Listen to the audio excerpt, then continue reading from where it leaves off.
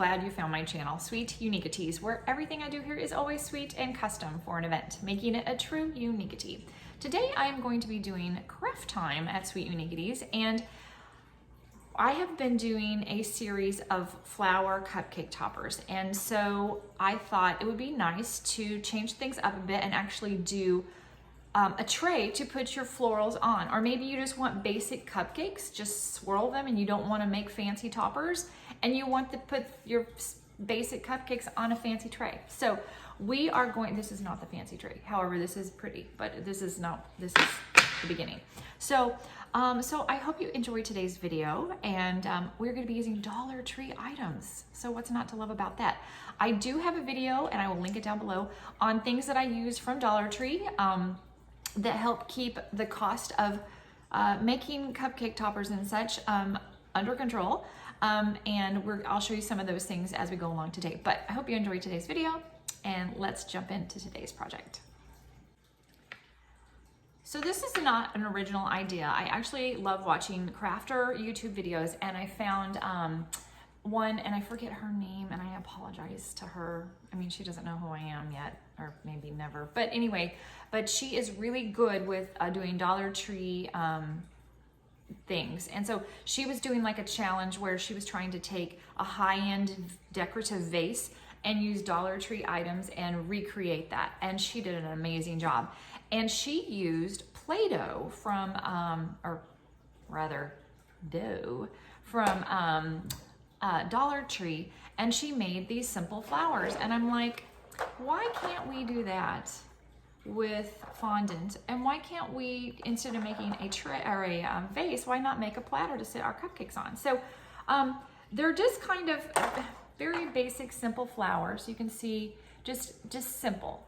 And it doesn't matter what color your Play-Doh or your dough is. And I will tell you, my Dollar Tree had both Play-Doh, the real stuff, as well as their fancy dough. And with the dough, you get four little canisters, and with the real Play-Doh, you just get one. And if you have older Play-Doh at your house that's kind of getting, or maybe has been mixed with, from fun, times when the kids push them all together.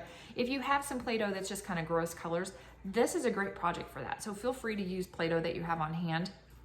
I don't, because my kids are 20 and they don't play with Play-Doh anymore, sadly. But anyway, they barely text me. But anyway, that's another story. But anyway,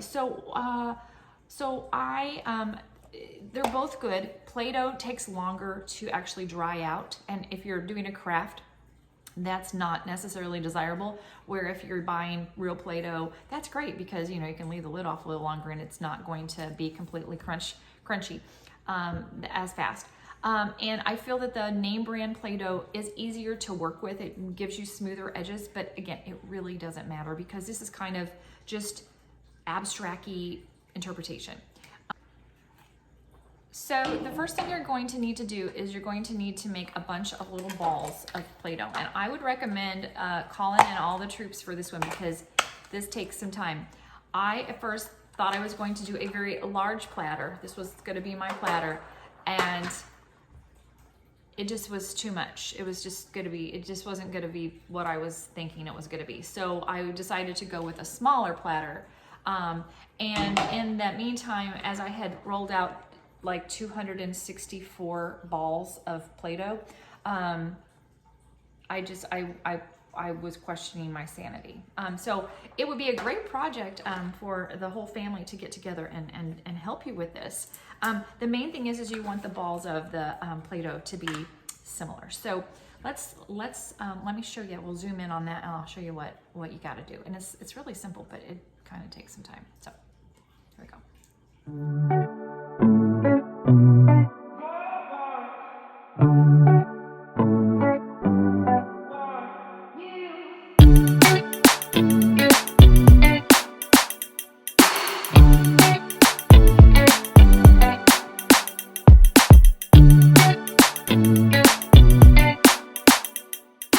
So once you get the balls all rolled out, then put them together in groups of 4. And then what you're gonna wanna do is, I hope you can see this, but I use my pinky and I push in and push in, and you want them to overlap, and then you kind of pull in and pull in, okay? And then if you need to kind of make it a little bit more rounded, you can kind of go back through that. There's nothing wrong with that. So then you have your little flower, and then I use these Dollar Tree, you know, paint palettes. You get like 6. I use them for so much, and then I just put them down in there and gently kind of push it down so that I'll get a little curvature to the fond, or to the, I'm so used to saying fondant, to the Play-Doh, so that it kind of lifts up off the tray, so it's not just completely flat with the tray. So, okay, so there is, you know, that's as simple as it is how you make the flowers.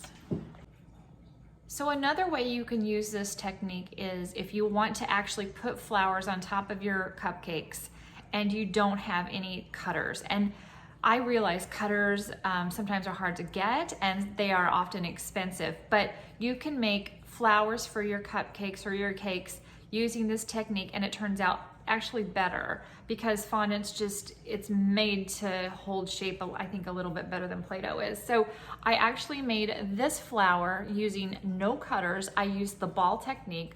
I rolled out 4 little, you know, little balls and then let it dry in my palette. And then I added a little edible sugar pearl in the middle, and I think that it turned out adorable. So I love this idea. It's a very inexpensive. It's time consuming because, you know, you have to roll out all those little balls. But like I said, fondant's a lot easier to work with, I think, than Play-Doh. So make sure you give that a try. So got a 2-for-1 today here at Sweet Uni Days. So once you have rolled out enough flowers, and you know, I don't know how many you'll need. It's just going to depend on the kind of design you want to put on your tray and how large the space is. But then you're going to want to let those dry, and it could take a couple of days depending on, you know, what kind of Play-Doh you're using, right? Kind of dough you're using. So once they're dry, and I have a bunch that are dry, you know, get a platter. And it doesn't matter. I mean, I think what kind of platter doesn't matter. But you're gonna want some kind of, you know, some kind of flat surface somewhere so that they can stick on. So my goal, on this one, I'm going to put flowers all the way around the sides of this rectangular tray. So I'm gonna do that. I'm just gonna use some hot glue. And then once that's dry, I'm hoping that it sticks. But if not, then I'll have to use some E6000 glue. But once that dries, then I'm going to spray paint it white. And then that's why it doesn't matter what color Play-Doh you use. So anyway, let's get this glued on.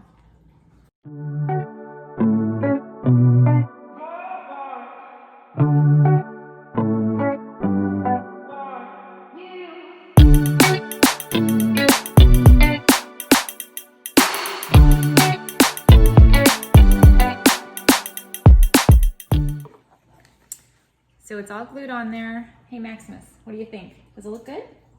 Does it look pretty? Good job. I'm not sure what that look means, but I think he'll like it better when it's spray painted. So, oh, he's bored with this whole thing.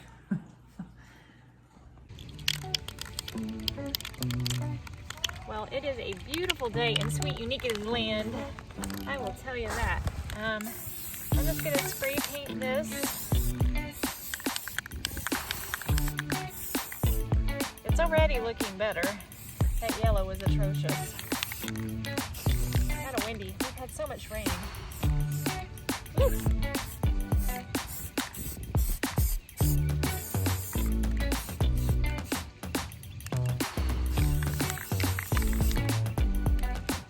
Wow. It actually looks like pottery. I'm really pleased with how it's looking so far.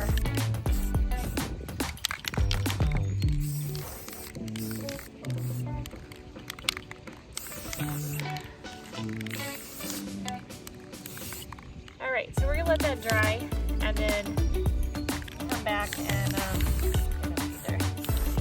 do a second coat where I missed it, but it's looking really pretty. I'm excited, guys. I love the way this tray turned out. Your return on investment is really, really high with this one. my suggestion is make sure that you pull all of the strings from the hot glue before you spray paint it, and you will have a cleaner product. Please consider subscribing, liking, and commenting down below what you think of this tray. I would love to have you back here, so please have a sweet and unique day, and we'll see you on the next video.